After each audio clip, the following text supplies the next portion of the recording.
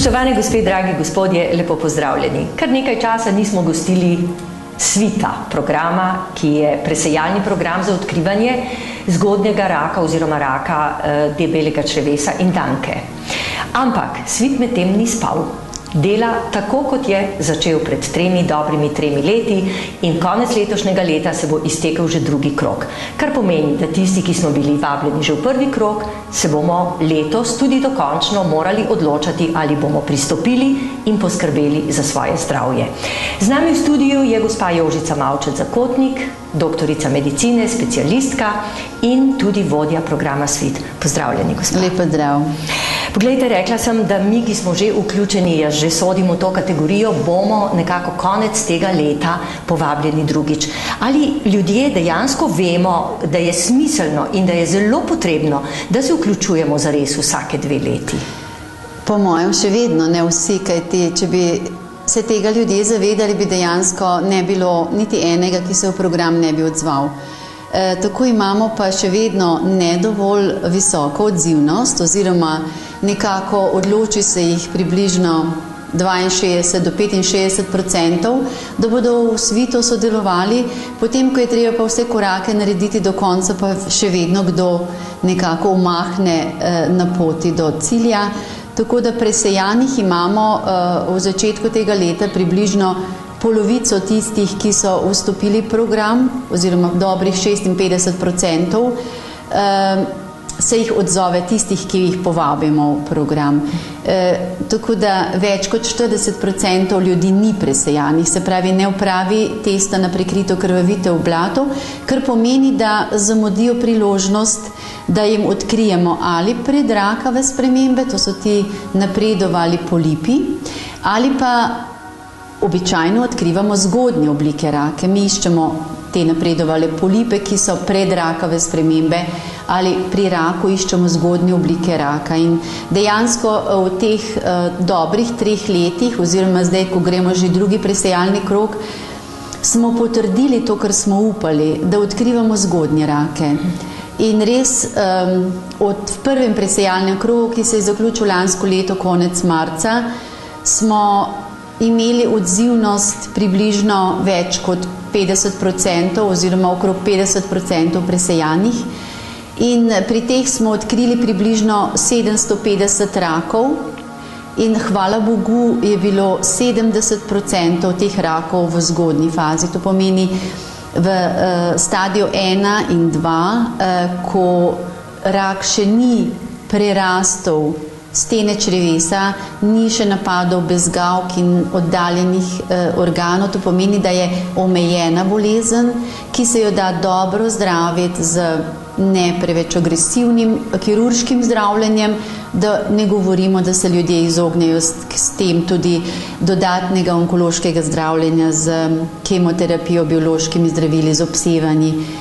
In to je ta dobrobit Svita, da mi odkrivamo zgodnje oblike raka. Kajti brez programa Svit smo odkrivali v preteklosti samo dobrih 10, 12 do 14% tega raka v zgodnji fazi.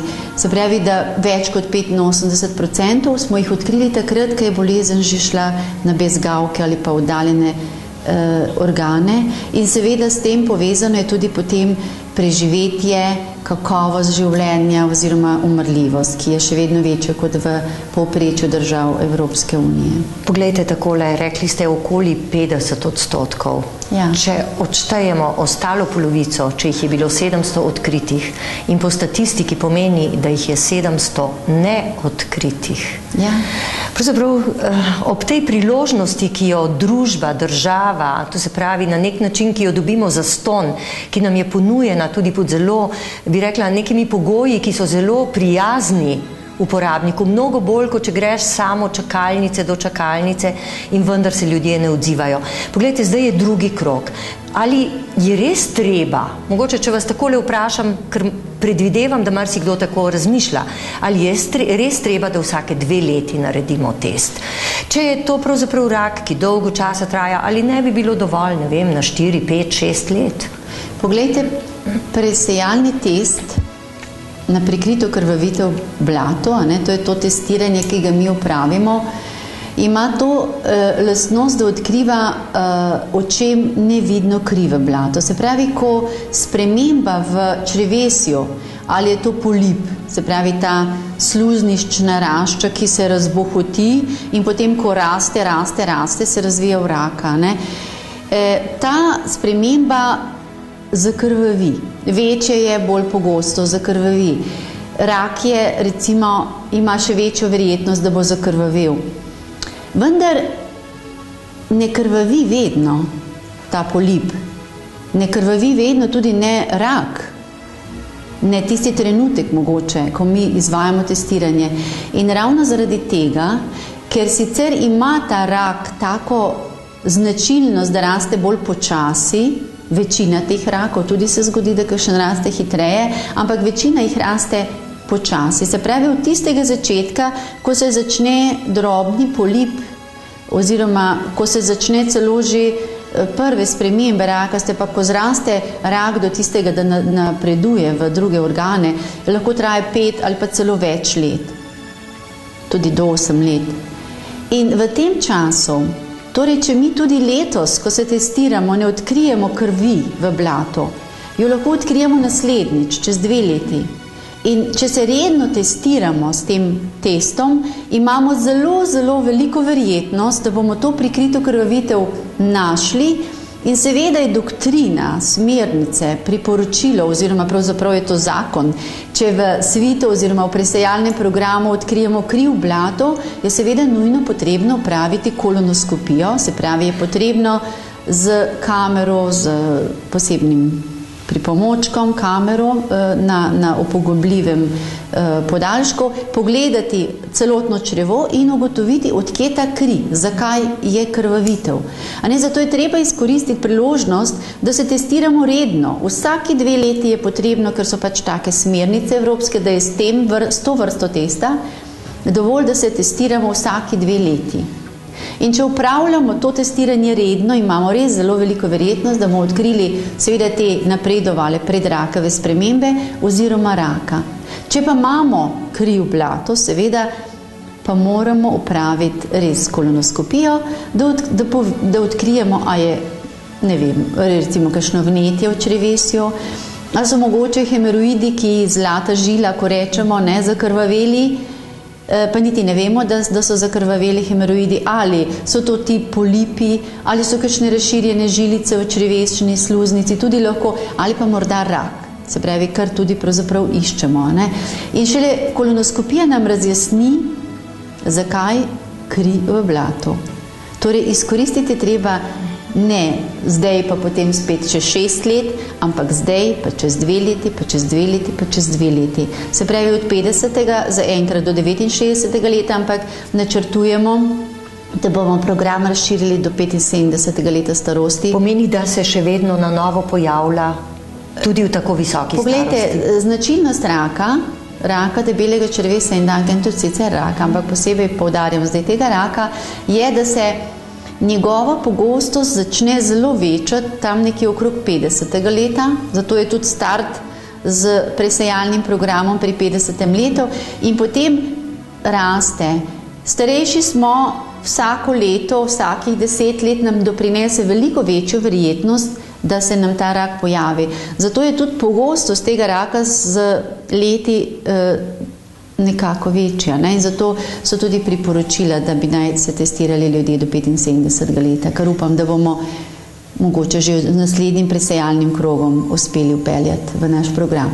Poglejte, nekaj je zanimivo. Po eni strani rak pravzaprav raste dolgo, po drugi strani pa je strahotno potuhnjen. Ja. Da ko ga ljudje odkrijejo, ko začutiš, da je s teboj nekaj narobe, je bolj ali manj že skoraj prepozno. Pravzaprav to je zelo zanimivo. Se še kakšen drug rak tako obnaša, oziroma ali je to tipično ravno za tega? Ta rak ima pravzaprav, zato rečemo, ne vem, eni rečejo debelo črevo, ampak v resnici pravi izraz je široko črevo. Ne? Široko črevo ima pač to značilnost, da je široko. Ne? Se pravi, da ima tudi znotraj, ker se pač tam nabirajo tudi, se pravi, naš blato, ki ga odvajamo, a ne? In se lahko pravzaprav precej raztegne, ne? Oziroma ima svoj volumen. In tam ima pravzaprav prostor, ta rak, predno ta rak naredi pravzaprav maso, ki zapre pot blato, da pasira skozi, da gre skozi, nekaj časa traja, ne? Tudi pravim, da krvavitev je v začetku nevidna in je ne vidimo z očesom, ko res močno zakrvavimo, opazimo kri v blato. Se pravi, te ovire v prehodu blata ne dela tako hitro, zato ker ima veliko prostora. Hujšamo tudi takrat, ko je že recimo rak napredoval, ne? In to so vse take znaki, recimo tudi nekih bolečin v trebuhu, zaradi tega nimamo, ko recimo nažre kakšen splet živčni, da draži, recimo lahko boli ali pritiska nekam na nek živčni pletež. Zato nima nekih zgodnjih teh, ko rečemo, simptomov ali pa znakov. Ampak je zelo, bom rekla, zvit raka. Ne? Na eni strani raste počasi, ne dela vedno tudi ne teh prikritih krvavitev, ampak bolje pravzaprav gre k raku, večkrat to krvavitev odkrijemo. Po drugi strani ne daje teh simptomov in znakov tako hitro. Zato je pa zelo, zelo treba biti previden. Čeprav se ljudje v programu testirajo, ker morda ravno takrat ne zakrvavijo v teh 2 letih, ko je pač od ene krvavitve do druge, še vedno, in to mi tudi v vabilu posebej napišemo, ne? Če imate, se pravi, izvid blata je negativen, vendar, če boste karkoli opazili do naslednjega testiranja, do naslednjega povabila v program, nekaj, kar je nenavadno, kar ni običajno, da imate kakšne take ali drugačne znake ali simptome, kot sem jih že povedala, oglasite se pri svojem zdravniku in to mu povejte. In takrat bo zdravnik seveda opravil diagnostiko oziroma preglede, verjetno bo napotil tega bolnika na kolonoskopijo, da se pogleda. Zakaj? Ne vem. Nekdo recimo začne krvaveti, ali ga nekaj začne boleti, ali ne vem, hujša in tako naprej. Se pravi, ljudje bi morali na eni strani zelo zaupati programu in se vključiti v program, hkrati pa svoje telo poslušati in če se karkoli naredi, izkoristiti vse, kar je možno. Svit do kraja, biti pa hkrati tudi pozoren, če bi se karkoli zgodilo, pa seveda grem še vedno k zdravniku. Tako to je tako, bom rekla, modro, pametno obnašanje in če bi se ljudje tako obnašali, bi bilo tega raka pravzaprav zelo malo ali pa skoraj ne, ker bi ga odkrili že v zgodnji fazi oziroma predrakave spremembe bi odstranili in se rak ne bi razvil. In predvsem ne bi bilo prezgodnih, nepotrebnih smrti. Tako, in poglejte, to je tisto, ne, da mi v bistvu s tem, ko s programom Svit, ne samo, da zmanjšujemo število poznih rakov oziroma odkrivamo te zgodnje rake, zmanjšujemo umrljivost, ampak vplivamo tudi na pojavnost tega raka, ker če mi polipe odstranimo, se seveda rak ne bo pojavil, ker se nima iz česa pojaviti, ker se večina teh rakov iz polipov razvije. Ampak verjetno nekdo, ki je pač nagnjen k polipom, mora biti še bolj pozoren. Spet smo tu pri posameznikih. Poglejte, še pri programu, včasih, ko ljudje dobijo vprašalnik, marsikdo je mogoče malo ali premalo pozoren, ali pa ne vem, kje se kaj zatakne, pa mogoče tudi zaradi tega, mogoče malo iz sramu, ker ali ni pravilno izpolnil ali kaj takega, mogoče ne pošlje vprašalnika. Ljudje imamo vse mogoče, ne vem, zadržke, kadar se je potrebno izpostaviti. In v takem programu na nek način se izpostavimo. Vi pa imate zelo prijazno ekipo, ki se odziva na telefonu, torej ni nobenega razloga za sram ali za strah. Drži, kaj ne? Res je to, nobena od teh karakteristik nam pravzaprav ne koristita. Tisto, kar ljudje dobijo prvič v roke, se pravi povabilo v program in hkrati tudi zelo pravzaprav kratek vprašalnik, kjer jih mi povprašamo, ali so imeli v preteklosti nekaj, kar pravzaprav zaradi česar so bili že v določenih diagnostičnih postopkih, se pravi, če so imeli raka že prej na debelem črevesu in so zaradi tega že v obravnavi, ali če imajo kronično vnetno črevesno bolezen, tisti, ki jo imajo, vejo, kaj to je, se morajo kontrolirati že s kolonoskopijami in je to pravzaprav že dovolj varno oziroma je že še bolj varno, ne, kot to testiranje, če nekdo s kolonoskopijo pregleda, ni potrebno, da se v program vključi, oziroma če si imel v zadnjih 3 letih kolonoskopijo že upravljeno, pa je bila normalna, bomo tako osebo povabili v program čez 2 leti, zato ker je kolonoskopija varna 5 let, da rečemo lahko, tukaj se pa najverjetneje rak ne bo pojavil. Ne? Se pravi, to so ljudje povprašani, ko jim prvič pošljemo vabilo in na to je potrebno odgovoriti. Zdaj, če kdo ne razume tega, ne, ljudje so zelo zamenjevali polipe, ko jih sprašujemo, ste imeli polipe, ko vam je zdravnik opravil kolonoskopijo. Ta pregled, če so že imeli polip, pomeni ta sluznična tvorba, iz katere se rak razvija. In če je nekdo to imel, potem tak človek s polipi potrebuje kontrolo s kolonoskopijami, ne s svitom. In taki ljudje se morajo redno, zdravnik pove, če je to na 3, na 5 ali 10 let, udeleževati kolonoskopije. In ta prva vprašanja nekako razdelijo to našo ciljno populacijo v 2 skupine. Tisti, ki so za program Svit, in te se prosim naj vključijo v Svit, in tisti, ki že imajo bolj natančne preglede, to je kolonoskopije, tistim pa svetujemo, prosim, res redno se udeležite kolonoskopiji, ker to so za vas primerne diagnostične metode. Tako da to ljudje, če ne razumejo, lahko seveda vprašajo naš klicni center, številke te telefonske so seveda navedene v teh vabilih, ali pa če tudi morda, če so pri zdravniku svojem osebnem v kratkem času, ko je potrebno to odgovoriti, ali pa v vsakem zdravstvenem domu imamo tako imenovane svitove kontaktne točke, v katerih delajo diplomirane medicinske sestre, ki smo jih res dobro izobrazili iz Svita in so sposobne in pripravljene in zato tudi tam, da odgovorijo na vprašanje v zvezi s programom Svit.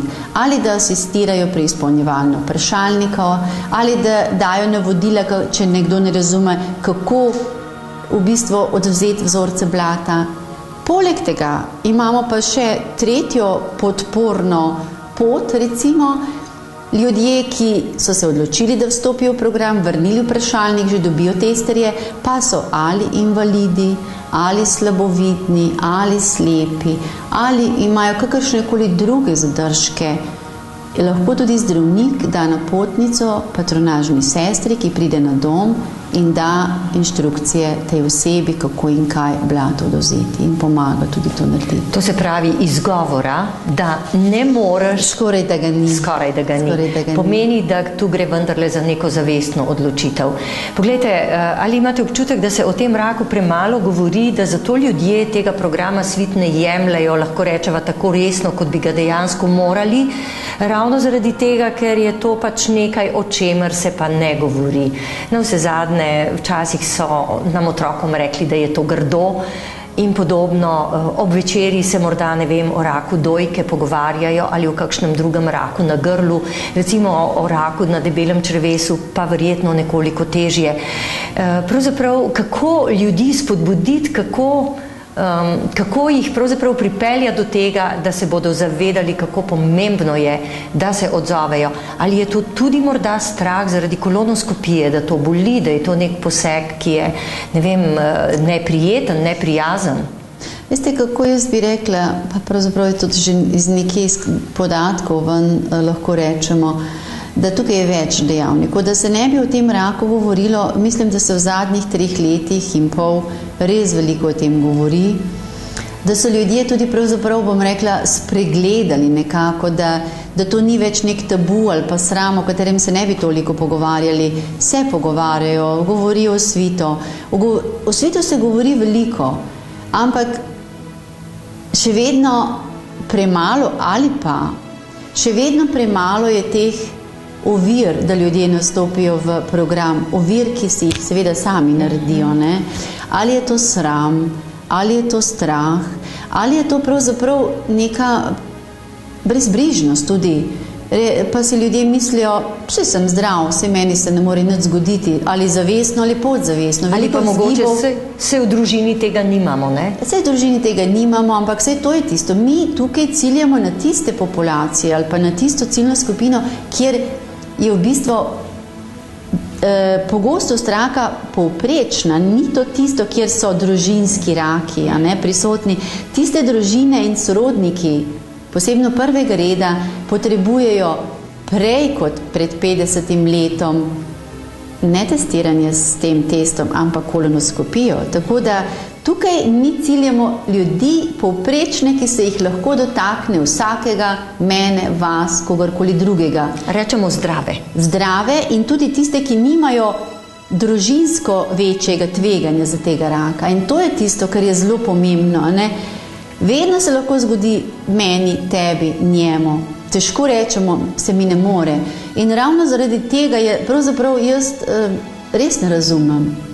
Tako na nek način malo je treba narediti, veliko pa malo, kakor se vzame, ampak nič ni tako komplicirano, da se ob pomoči, če nekdo ne razume, ne bi dalo narediti. Veliko manj, kot ima človek za opraviti, če se že z rakom sreča. Veliko manj obremenjujoče, manj boleče, pravzaprav nič. Če imaš kolonoskopijo, tudi večina kolonoskopij je pravzaprav ne bolečih, kar povejo ljudje, ki so kolonoskopijo opravili. Tako da ni razloga, da se ljudje ne bi vključili. In še vedno se čudim, da se 40% ljudi sploh na vabilo ne odzove. Tako da tabu je delno padel. Strahovi, mislim, da so tudi se delno odstranili. Sram tudi. Po mojem je brezbrižnost tista, ki je še vedno preveč prisotna. Ampak potem, ko pa pride bolezen, potem je pa hudo. Potem je pa hudo, ja. Povejte mi še nekaj, ali lahko mogoče malo razdelite moški, ženske? Namreč nekako, gledajte, na jogi smo skoraj same ženske, na predavanjih o zdravi prehrani, o zdravem življenjskem slogu ali o kakšnih drugih takih stvarih večinoma ženske. Ali so ravno pri tem raku, za katerega pa statistično vemo, o tem smo že velikokrat govorili, da bolj posega po moških, da so moški bolj izpostavljeni? Kako je pravzaprav s tem odzivanjem? Poglejte, moški, skrb za zdravje pri moških je res manj izrazita kot pri ženskah, oziroma so bolj na nek način brezbrižni do svojega zdravja in vse, kar se okrog tega pravzaprav suče. Tako da tudi je pa res, kar ste povedali, ne? Ta rak je pogostejši pri moških, je večji problem pri moških, recimo delež pozitivnih je recimo vsej če imamo 6% na splošno pozitivnih, tistih, ki se testirajo, a ne, je pri ženskah recimo 4% pozitivne, pri moških pa več kot 8%, ne? Vidite. Potem tudi delež rakov, ki smo jih odkrili pri moških, je vedno veliko večji kot pri ženskah. Tudi zato, ker je pač rak bolj pogost. Tudi delež polipov je bolj pogost. Pri moških. Se pravi, to je pravzaprav, bom rekla, veliko bolj moška bolezen. In ta program, moški so pravzaprav jamrali, ko so rekli, pa same presejalne programe, vse imate samo za ženske, kaj imate pa za moške, a ne? Se pravi, imamo dva programa velika za moške. Eno je ta nekje, bom rekla, preventivni ali presejalni program za srčno-žilne bolezni, ki ga izvajajo družinski zdravniki. Drug program, ne, seveda Dora, Zora, za maternični vrat, za dojke so seveda ženski programi. Ampak ta program je pa pravzaprav prvi presejalni program, ki se organizirano, sistematično izvaja po celi državi in je namenjen obema. In ker je problem še toliko večji pri moških, je torej še toliko večje darilo za moške, ki bi ga bilo potrebno samo zagrabiti. Ampak moški se odzivajo približno v 10% manj kot ženske. Je sicer res, da če v program stopijo, ne, potem opravijo korake do konca. Kolonoskopije grejo tudi, celo včasih več kot ženske. Je pa res, da recimo, če se povprečju rečem 66% odzove populacije v svit, se recimo ženske odzovejo, ne vem, tam preko 70%, moški pa vsekakor pod 60%. Tako da ta neka konstantna razlika med 8-10% v odzivnosti je kar prisotna še vedno. Od začetka in tudi zdaj v drugem krogu. Še vedno je. Tako da jaz mislim, da moškim bo treba nekako najti pot, da jim zlezemo pod kožo. Ali pa še kam drugam v programu Svit. Če smo malo zlobni. No, mogoče, če še povem telefonsko številko za tiste, ki bodo Telok morda težje prebrali. Torej, telefonska številka klicnega centra Svit, kjer lahko resnično vsak dobi vse informacije, ki jih potrebuje, in to kadarkoli, ali dobi vabilo, ali se že odziva, ali sprašuje kar tako, vedno bo nekdo prijazno odgovoril na vsa vprašanja. Torej, telefonska številka je 01 620 4521. 01 620 4521. Mogoče še za konec, pravzaprav, ne vem, neko spodbudo dejansko za tiste, ki cincajo, ki bi, pa se jim mogoče ne da, pa malo odložijo, pa se spet spomnijo. Kar bi mogoče bilo zelo pomembno, da pozovem tiste, ki še niste vstopili v program, pa ste bili že drugič povabljeni, opogumite se. Pokličite v program Svit, ponovno vam bojo poslali, če ste mogoče zavrgli vabilo ali celo tester. Vstopite v program Svit in do konca leta se bo iztekel že drugi krog. Ne zamudite drugega, če ste zamudili prvega. Ni še nič zamujeno, pridobljeno pa lahko veliko. Hvala lepa, spoštovane gospe in gospodje. Tudi pri programu Svit, ki nam ga takole prinašajo na krožniku, je od nas odvisno, koliko bomo poskrbeli za svoje zdravje. In zdravje je naša najvišja vrednota. Ne vem, po tehle podatkih, ki jih je izpostavila doktorica Zakotnikova, bi rekla, da nam še veliko manjka do tega. Pravzaprav preidimo od besed k dejanjem. Hvala lepa, lahko noč, nasvidenje. Nasvidenje.